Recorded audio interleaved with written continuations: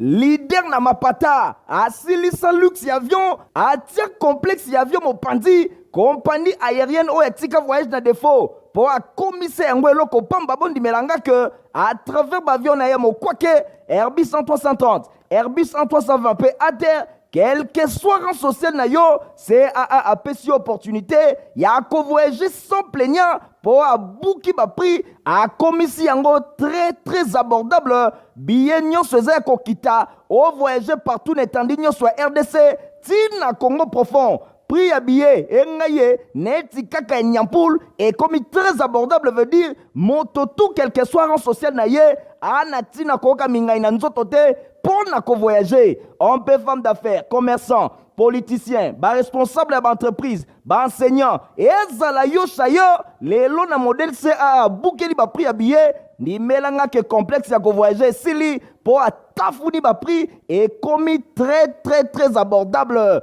CAA a tieli bino les sous 5 fréquences mokoka par semaine, na destination Kinshasa, Goma, Kinshasa, na Airbus 330 na ye, 9 fréquences mokoka par semaine, na destination Kinshasa, Lubumbashi, Kinshasa, en réseau il y a 7 fréquences, na Airbus 330, P2 fréquences na Airbus 320. Et silité, 2 jours par semaine, vol à Kinshasa, Lubumbashi, Kinshasa, et Kobanda Kozala avant midi, puis après-midi. Ah, CAA, Osaka Boepoa Nini, au commissaire qu'on voyager na Congo profond, na first class, veut dire première classe, Masolo et Sili, luxe et noblesse ya Nyama, mais na Congo profond, mon côté na terrain, CAA, Mfumu ya Mapata. Bon week-end, on a voté la bino, merci pour vous aider, pour la télévision, la bino pour la info, lingala. Journal il y a peuple pour un peuple vendredi et là on a voté la vidéo tout pour la journal pour la première fois après investiture on a bangonde ba membre ya bureau ya Seni ba mama qui est président de la République Félix Antoine Tshisekedi Mokolo il y a jeudi 8 décembre 2020 hérité mapindemi à Salvino compte rendu.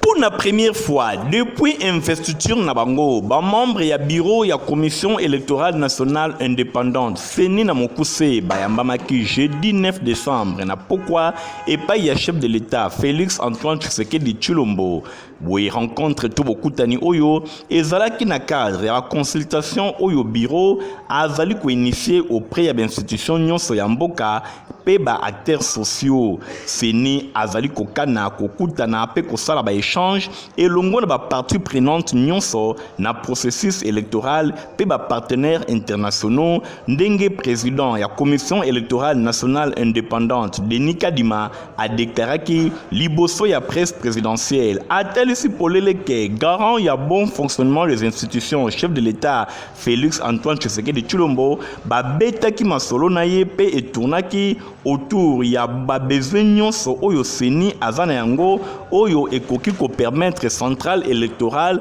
ba atteindre l'objectif na bango chef de l'État azalaki vraiment très réceptif topé ayoka ki bango ye azali ko tenir que Seni a sala mosala na ye malamu na indépendance nyonso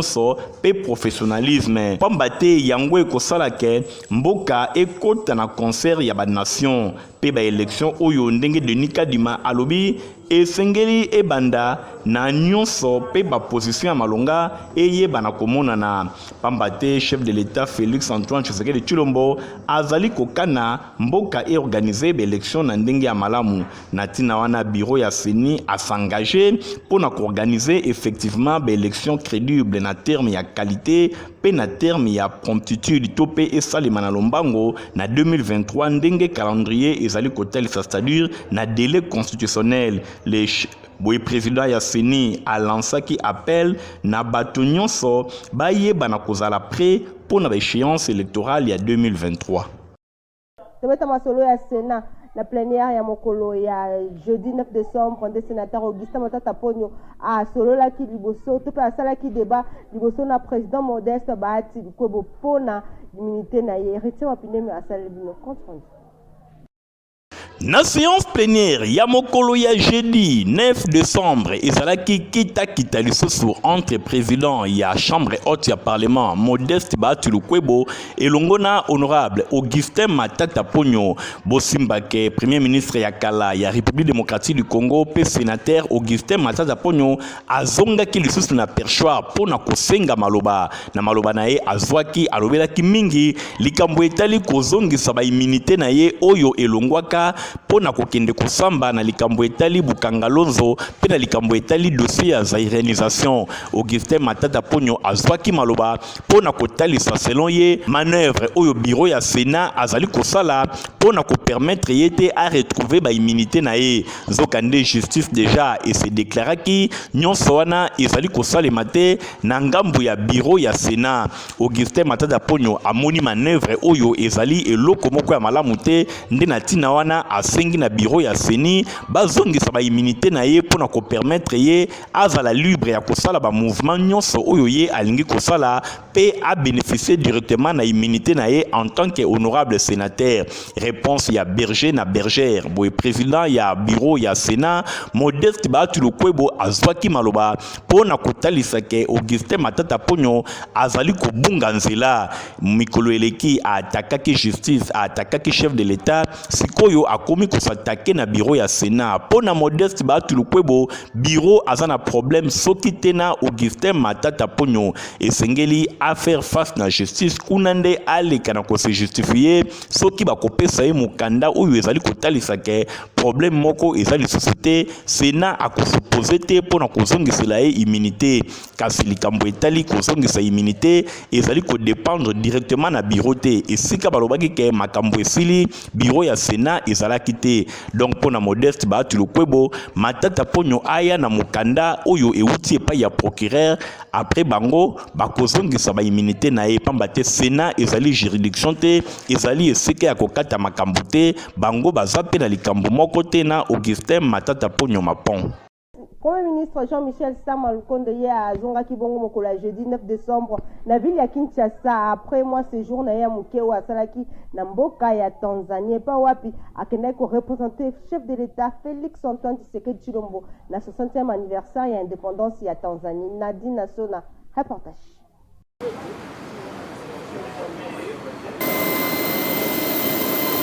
Liboso ya bapandisango kuna na salon diplomatique ya aéroport international ya Njili nde premier ministre Jean-Michel Sama Lukonde Kenge atalisaki esengo na ye na ndenge akendaki ko transmettre message ya félicitation ya encouragement ya développement na kimia oyo akendaki ko représenter président ya république pe président en exercice ya Union africaine Félix Antoine Tshisekedi Tshilombo et pas homologue na ye ya Tanzanie na occasion ya 60e anniversaire ya indépendance na bango. Message oyo na yoki na discours oyo ba adressé na niveau ya nation na bango ezalaki message ya développement na pe po na République de Tanzanie. Tozalaki fier ya ko participer na ba événement oyo nyonso côté ya bandeko na biso ya Tanzanie na côté ya bandeko misusu oyo ba utaki bipai na bipai oyo bazalaki elongo na biso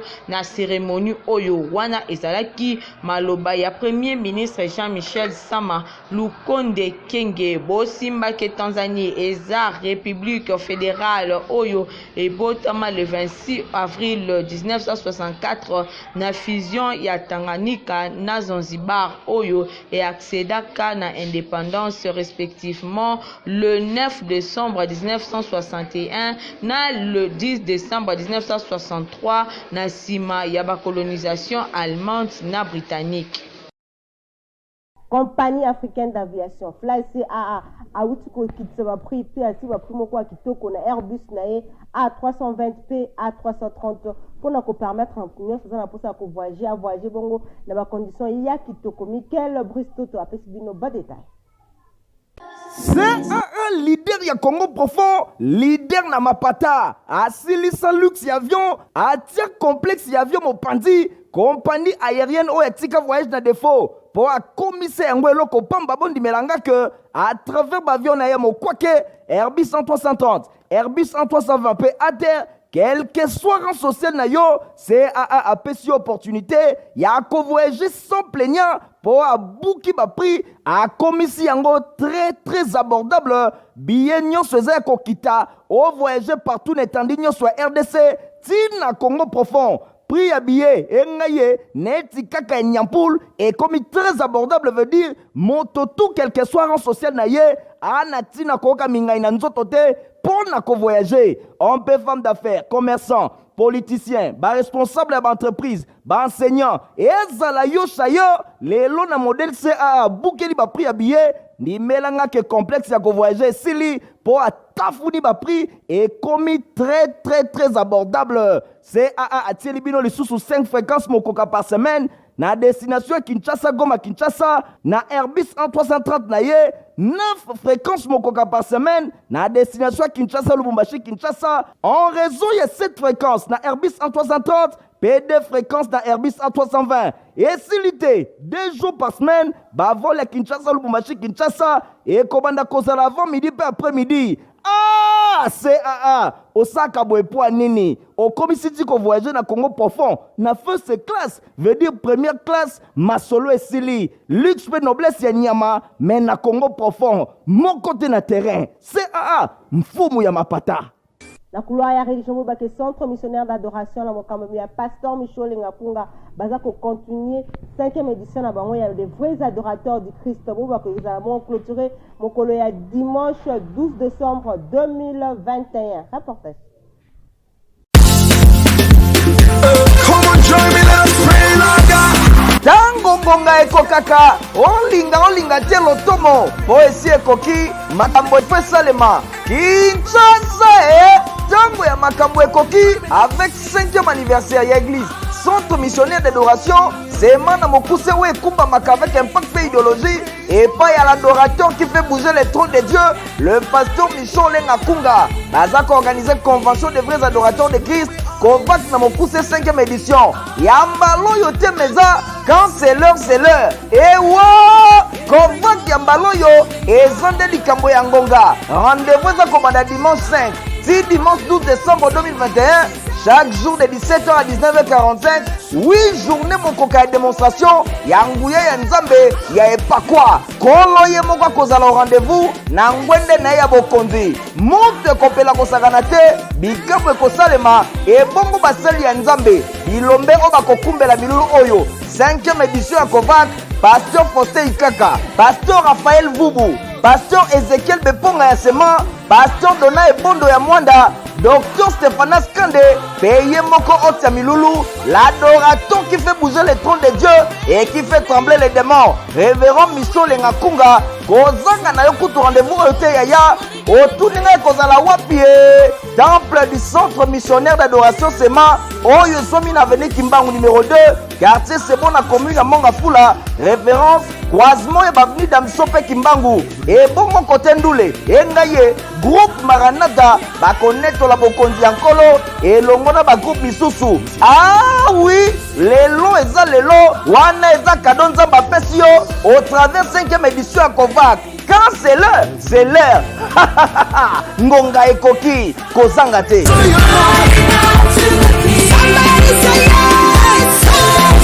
Somebody. Let us pray for the Lord.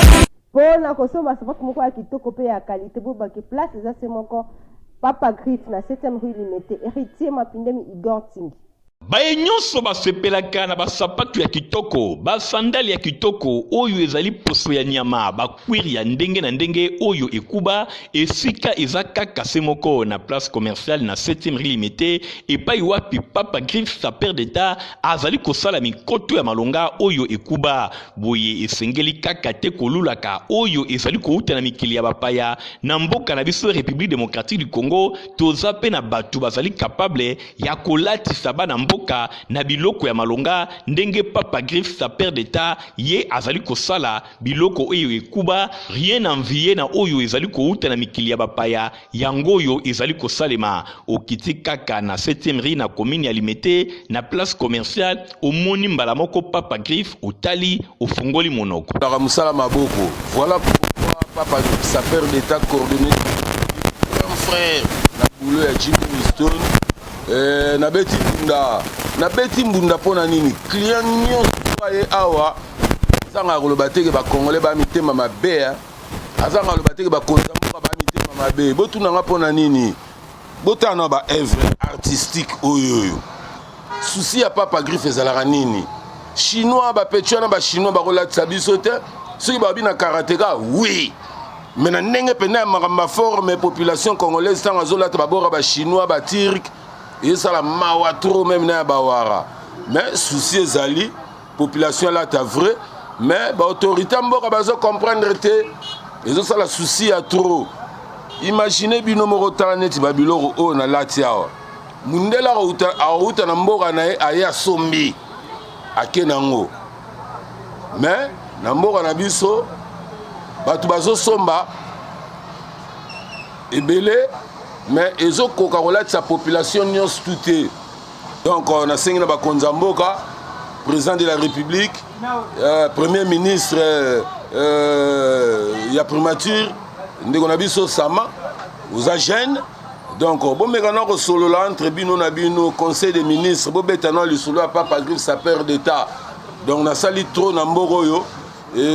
ozala bien soki bokosoutenir population congolaise alataka eloko ya bien ezali boye bandeko nyonso bokende mosika te pamba te basulie to bachaussure ya Papa Griff azali kosala ekomi kobima ti na mikili ya libanda bino moko bana mboka esengeli boprofite na yango na baprix moko abordable hors de toute concurrence baprix oyo ekosepelisa bino epai ya Papa Griff sa père d'état poto malonga pona bala na bino eza mongo protivap yo pe mokolo okoki na okomela yango ekopermettre yo ozala bongo na santé ya kitoko. Stéphanas Kande asali bino élément oyo. Les amis, je vais vous parler de Diaming. Comment est-ce que Diaming nous a soutenus durant toute notre évolution dans notre santé?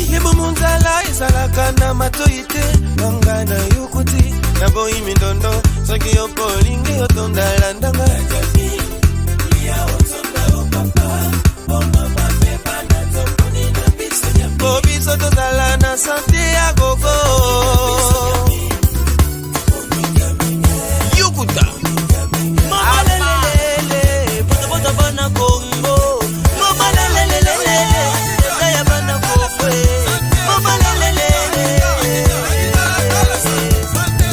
énergie, vitamine, minéraux, protéines, sana Diaming. Diaming elimina bakongo, Diaming elimina kwatere, Diaming elimina bandundu, Diaming elimina kasai katanga, Diaming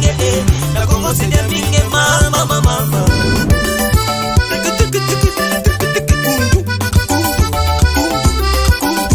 Nadia, kobotele na banga ninyo, Diaming ezali. olingo changer bouye te pour changer te bana na bisuna Diaming ba mesana Diaming lia otonda Wildar Tete cameraman pe monteur aza kosenga lisungi na moto nyonso akoko sunga na maladi oyo etungisi etango molai olanda ba detail na yango so ya info lingala bomoi biso awa équipe de info lingala toyaki kotala ndeko na biso moko ya bamonteur na biso cameraman na biso na kombo ya Wildar Tete azalaki un bon cameraman asala baplace ebele na suka awa ya kosala na biso nde place maladi yaki ozwa ye toremarke ye na ntango moko akomaki kolinga me eye makasi nde tobongisaki mwa eloko moko ya mokie toye kotika mpo bamema ye na hôpital kasi na biso moko ekokoka te na yango tozwa kosenga na bato ya motema malamu mingi na papa Molière parce que Wildar asalaki epa na ye photocopie ya bana na ye wana tozobwaka libangamba moko epai ya honorable Junior ni Malemba tala leki na yo tala ndeko na Wildar Tete nzoto eza bien te azokoka même pas kotelema même pas kosimba téléphone nyonso ya ye vraiment ekomi pasi na yango baza na besoin ya lisungi mpenza ya bino papa Moïse Katumbi mwana noyeyo Wildar Denise Nyakero mama ya bana mwana oyeyo mama Olive Lembe mwana oyeyo epuis na ONG na fondation na hôpital so epo ozwi mpe mwana oyo osungi ye osunga mabota ebele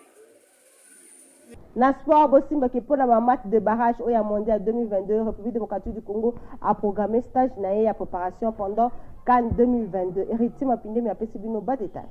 Pona oyo etali ba match ya barrage ya mondial Qatar 2022 oyo ezali prévu na mois de mars ya mbula ezali koya boye RDC a programmé ba stage ya préparation pendant Coupe d'Afrique des Nations CAN 2022 oyo ekobetama kobanda le 9 janvier tu le 6 février 2022 parmi ba 10 sélections africaines oyo bazali engagé na ba match ya barrage ya Coupe du monde Qatar 2022 kaka République démocratique du Congo nde ako participer na CAN ezali koyate mais ba léopard bango bazali ko compter te ko tikala kaka ndengo wana pendant période oyo baza na intention ko profiter na compétition pour na ko accélérer préparation na bango pour na ko beta ba match de barrage. Fédération congolaise de football association Fekofa na Mokuse bango ba révélé mardi et outi koleka premier stage de préparation oyo kobanda le 27 décembre 2021 ti le 7 janvier 2022 na Abu Dhabi na Émirats Arabes Unis.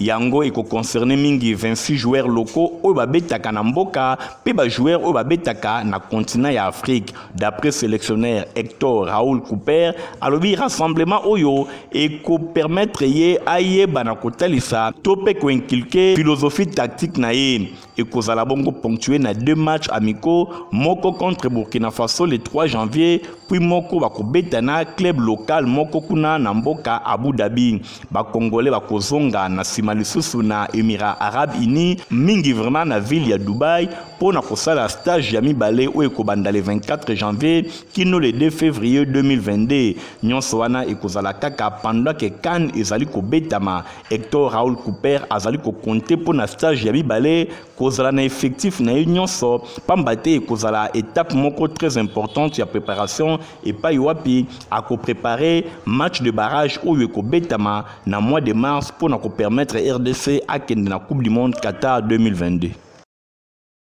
Pour la fête ya Sukambula elekana kitoko esika ezasemoko Pacific Palace esika bilenge vandi bola na ba détail na yango elongo na Francis Kanza Lokoka Michael Bristoto. Ba fête ya Sukambula ekomi kopusa na e Noël ne bona neza koya yebelaka na yo déjà papa maman jeune garçon pe jeune fille à génération Android. Et si que kosepela ya kolekisa ba moments inoubliables en famille tout en couple awa na ville province ya Kinshasa et si eyebana eza nango kaka se moko otuni ngai nini Pacific Palace bobenga yango paradis terrestre di po eza na beauté kosakana te lieu d'aisance eza na nyonso mpona kosepelisa bino pe ko permettre bino bo vivre Noël na bona ne kitoko awa bokozwa ba piscine ya propre pona ba chubu resto pe na pointe ezali wape pai bokokuta cuisine kuba bokolia na petit na bino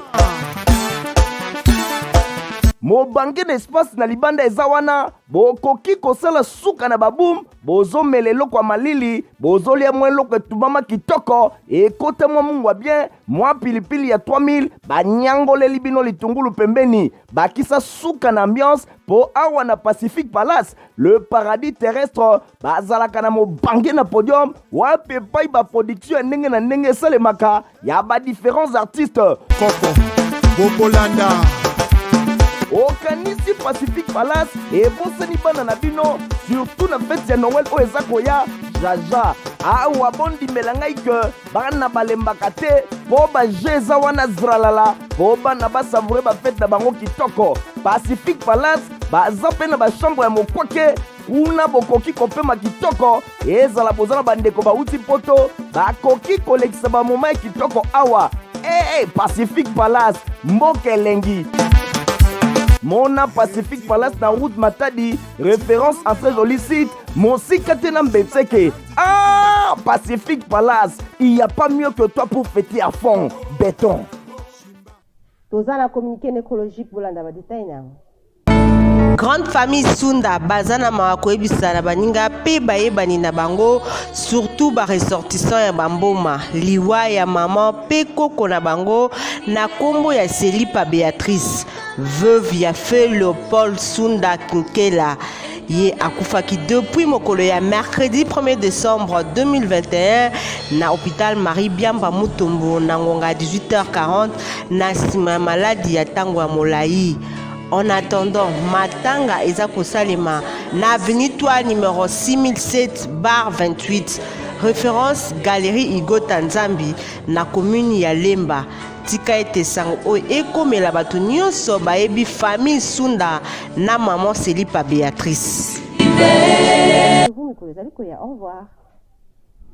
C'est un leader ya Congo profond, leader na mapata, asilisa luxe ya avion, atia complexe ya avion mopandi, compagnie aérienne oyo etika voyage na défaut, pour akomise yango eloko pamba bondi melanga que à travers bavion na ye mokwake Airbus 330, Airbus 320 pe à terre, quel que soit rang social na yo, CAA a pesi opportunité ya ko voyager sans plaignant pour abouki ba prix a komisi yango très abordable billet nyonso eza kokita o voyager partout n'étendue nyonso RDC tina Congo profond. Prix à billet engaye neti kaka nyampoul et comme très abordable veut dire moto tout quel que soit rang social na ye ana tina koka mingai na nzoto te pour na ko voyager. On peut femme d'affaires, commerçant, politicien, responsable d'entreprise, enseignant et ezala yo chayo lelo na modèle CAA boukeli ba prix à billet ni melanga que complexe ya ko voyager sili